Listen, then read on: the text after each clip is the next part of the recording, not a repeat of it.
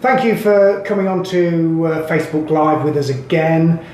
It's Rooftop Housing Group's sort of bi-monthly, there we go, that's the word, live feed to ask questions of Group Chief Executive Boris Worrell. Hi. Joining us today is an extra special treat, is the Group Chair Nicola Inchbold as well.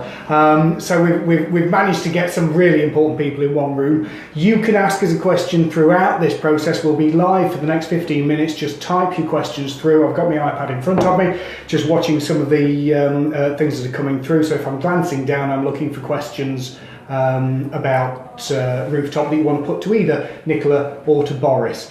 Just type your question through. Of course, one of the reasons that we do this every other month is because that's the board cycle. So when the board meetings have happened, it gives us an opportunity to feedback to people exactly what's happening within the organisation.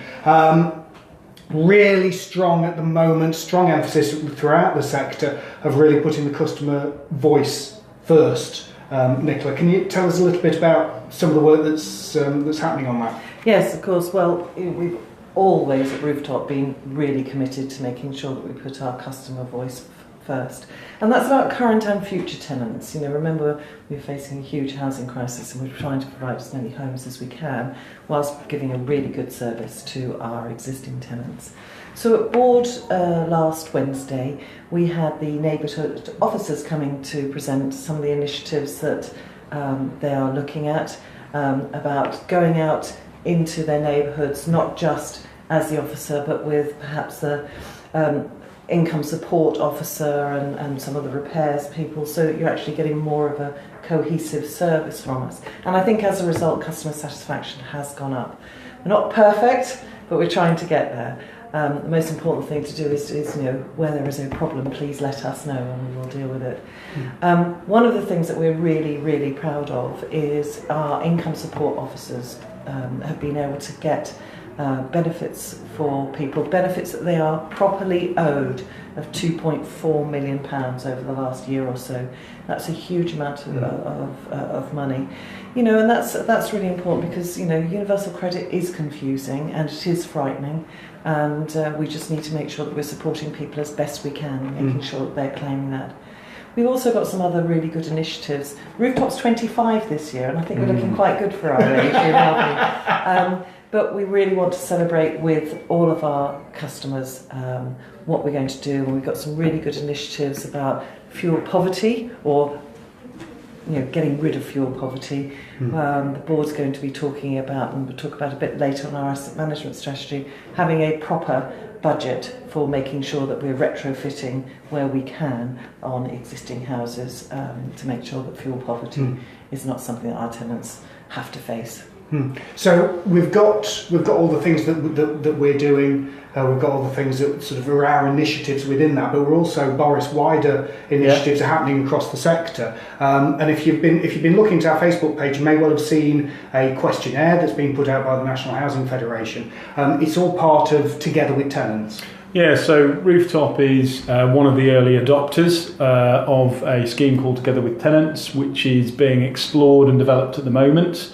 There's a consultation, as John says, and that's all about strengthening, exactly as Nicola, the chair, has described, the formal voice of our customers at a board level, at every level in the organisation. So we're really pleased to be part of that initiative. We are involving some of our customers in that, but we'd encourage all of you, as many of you who have 5 or 10 minutes to go and have a look at that, give us your views, we will have a look at them. You know, as Nicola says, in our DNA is to be customer focused, as Nicola says. We don't always get it right, but we will always listen and engage and try and improve. So have a look. You'll hear more about Together with Tenants over the coming weeks and months, and we'll no doubt be promoting some of that work as it unfolds, John. Yeah, very much so. And you just need to keep looking at the Facebook feeds, keep looking at the Rooftop website, keep looking at Twitter, all of our socials, and you'll find out more information about that when we're able to release as much as we can. We're also, obviously, with the board meeting, talking about our performance. You've already mentioned, we want to get things right, we want to make things better. How are we doing? Yeah, so we're doing well at the moment. So satisfaction with repairs is around 91% at the moment. I think it was 91 for February, so that was really good. Customer satisfaction has been mid to late 80s over the past sort of 6-12 months, and we're doing a lot of work, partly through the customer voice initiatives that Nicola described, to push that up. And it's really pleasing that in February it was well over 90%, and that's the kind of level of satisfaction we want. At least 9 out of 10 customers happy with their service, more if we can, but that's our target. In terms of kind of value for money, we're doing well. Rent arrears is at about 2.8%, slightly technical, but that's a good level, particularly with universal credit challenges for customers. And the speed at which we get a property when it's empty back into being rented, something we call void turnaround, is at 11 days or just under, which again is quite a quick turnaround to get an empty flat, someone moves out, get it redone and get someone back into that home. So I mean, this is one thing that we do get conversations on social media about. Yeah. That actually we don't have stuff just waiting for people. We don't have a huge sort of empty property portfolio, because our job is to house people. Our job is to give people homes. Yeah. And 11 days, that's nothing. Yeah, and there's a trade-off there. So the quicker you do, you need a good standard of work. It needs to be right. You need the right. You need the home to fit the tenant as well. And so we want to do it quickly, but we need to do it well. So I think we're happy that something in the region of 10-12 days is an appropriately swift turnaround. But the work is done correctly, and we've done all the checks and made sure it's going to be the right home for that person. Yeah. So I think we're quite pleased with that, and we'll keep pushing and do the best we can. Don't forget, you can put your questions through to either the Boris Worrell Group Chief Executive or Nicola Inchbold, Group Chair of Rooftop Housing Group today. All you need to do is just type down into a comment and we'll answer that question. If you do feel that you want to answer a question after we've been live and after this video has been posted onto our Facebook page, just add a question there as well. Our team will be looking at I will be looking at those in the next few days and making sure that we get an answer for you on that video as well to make sure that we're answering all of your questions. Now, we've spoken about performance. We've looked at the Together with Tenants. We've got a lot of initiatives, as you earlier said, Nicola. One of the things that we are really committed to, and that's within Rooftop and within with our staff, but also in the wider community, is tackling domestic violence and domestic abuse. Yes, this is a really important thing, and it's more than just physical abuse. It's financial abuse. It's emotional abuse. We're signed up to something called Make a Stand, which means we've got a dedicated team within Rooftop who are here to help and support in a very confidential manner. That's really important to us. So signing up to the Make a Stand is a national initiative, and some of you may know we also are in a joint venture and support the Worcestershire domestic abuse team based in Worcester, so we can help. But it's about knowing our tenants and helping them, supporting them, and naming no names. When our neighbourhood officers were out recently, they got approached by somebody who was obviously in some difficulty, and very confidentially and very quietly they were able to get that person out of that situation very quickly. So it takes a lot of courage sometimes to accept that this is happening, and one of the things that we are really keen to make sure is that if you hear, for example, shouting or something that's not quite right in a neighbouring property, that person will not be reported for antisocial behaviour, because sometimes there are underlying things that we need to understand. So it's a very fine balance, and we need your help and support. We are all a community here, and we need to help and support those who amongst us who are perhaps in some difficulty. So again, Rooftop's really supportive of that, and it's a very, very important thing to us. And obviously the doing those initiatives really boosts our sort of core work that we are doing. Part of the core work is on our assets, and you might see when people have raised a query with us on social media, I'll respond, or Chris or Sarah or somebody from the team will respond and say we've passed this on to our head of asset management. That's basically asset management is the way that we look after our houses. You know, it's I remember somebody sending back a message saying, oh, is that the person that's going to bulldoze everything? Just think, no, that's an asset management, and a strategic asset management keeps houses there, keeps us running, doesn't it? Yeah. So what we've done in our strategy is we divided the estate into 3 parts. So we have our core, which is most of our properties, which is our social and affordable housing properties, our houses. Within that, obviously, we are building new houses wherever we can, recycling garage courts where they're not being utilised, buying in new land. We're hoping to build 200 homes a year, which is really important to us. And then we have our strategic. So that might be some land that we can't quite develop because it's not being released through the local plan at the moment, but might come forward later. And then we have 1 or 2 which are our investment properties. So, for example, we own a nursing home, but the profits from that nursing home, because we bought it a long time ago very cheaply, enable us to cross-subsidise to our core housing. And what we're doing is making sure that every single asset is working for us for the best of our ability. So, as you know, we're not for profit. Nobody takes a profit out of this. Any surpluses are reinvested into the business. So that means we build new homes wherever we can, we invest in strategies, we help make sure that people have a safe and secure home and a roof above their head. So that's what we're doing with our asset management strategy. Obviously, that's being updated all of the time, and we really are making sure that we're utilising our new housing management system to the best of our ability. And the board will be holding the asset management team to account. Indeed, and trust me, they do. Trust me, they really do. Boris, looking at how we're dealing with people within the organisation as well. We recently regained best company status. We are one of the best not-for-profit companies in the country to work for. We're top 100, which is absolutely fantastic. But there's more strategy coming out about exactly what we're doing with people.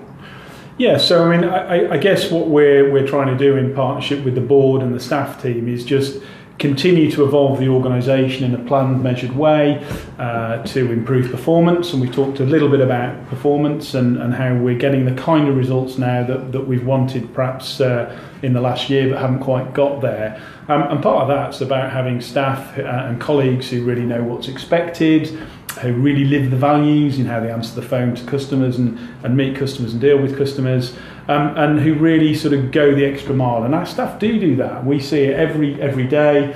We had great examples of it at the board meeting.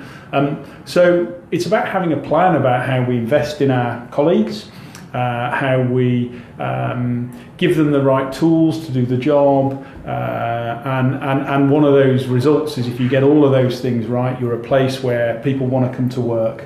And we are proud to be a Times 100 not-for-profit, and we want to push on and continue to be even better. That's the whole point, really. We'll just pause just very briefly there, because we've had a question come in from Daisy. Thank you very much for getting in contact with us, saying if a piece of land had planning permission and access, would Rooftop be interested in buying that land to build? I mean, it's an interesting one. Have you got a price, Daisy? Is that what we're looking for? But is that something that people can come to us with? Yeah, certainly we'll have a look at it. I mean, we've got a relatively small but highly professional development team. They are experts. Some of them are experts in particularly land or sales or other specialisms. So we're looking at opportunities to deliver more affordable housing for Worcestershire and Gloucestershire, as Nicola says. So yeah, we'll look at everything with an independent kind of view and assess it. As Nicola says, our commitment is to build 200 homes a year for the next few years. So, land is useful. Incidentally, Daisy does say she's asking for a friend. Yeah. So we have a land-led strategy. So that means that we don't take perhaps what are called Section 106 houses from big developers so much as try and build our own, because we believe that by doing that we can actually build better for our communities, and actually take into account what you need. Yeah. So, for example, in some of the more rural locations where we happen to have lots of 3-bedroom semi-detached houses, perhaps we need some bungalows, or perhaps we need some starter homes to actually help support that community. And I always start by saying the pub, the school, the pub, the post office, the bus service, all of those things. If we can provide some more homes which keep people within their communities, perhaps particularly if you're looking to downsize, that's really important. So our strategy is quite tight. Depends where your land is, but we do look to try and support in our local key areas. So yeah, land-led strategy. And if you think that there's a piece of land that we own that we're not doing enough with, then equally let us know, because we have got quite a broad geographic spread. Fabulous. Thank you very much for that question, Daisy. Just as we sort of troll towards the end of this session, lots of people will have seen that we've had the 2023 vision document. There's the business plan has gone out into the public, so people know what we're doing for the next few years up to 2023. But business planning obviously is one of those major pieces of work in the board meetings. Yeah, so the website, I think John now has our headline 5-year plan. So what are we trying to do between now and sort of 2018 and 2023? And there's 3 areas of focus. One is around great homes. That's homes people already live in and more of them. One of them is around successful lives, which is the work around areas like domestic abuse, but actually a lot of the work we do around health and well-being and older people, which is a commitment that's really close to the board's heart. And the final thing is kind of being a better business, efficient, and achieving those high levels of performance. So take a look. Out of that plan each year drops a set of priorities that we work through, and we took that to the board for discussion last week. It'll go back to the exec team later this month, and then we'll publish in a kind of easy to digest format something, I guess, in May or June, John, so that customers and stakeholders can look at what we're actually going to deliver in the year ahead. Yeah, fabulous. Well, we've got to the end of our time that we were expected to do. Like I say, if you have any other questions that you'd like to ask Boris or Nicola, just pop them onto the comments underneath this video after you've seen it, and we will absolutely answer all of those questions, and we'll make sure that we're answering those in the most public of ways as possible, because one of the major things that we want to do with these sessions is absolutely show you what's going on behind the surface. This is the what's the word? Transparency. That's the word. Yeah. This is the transparency. We want you to know what we're doing because we're working on your behalf. So do get in contact. Send us questions through on this video, and we will be back again in 2 months' time, which will be May. There we go. We'll be back in May. Nicola, thank you very much for having me. The guest, Great pleasure. The guest spot.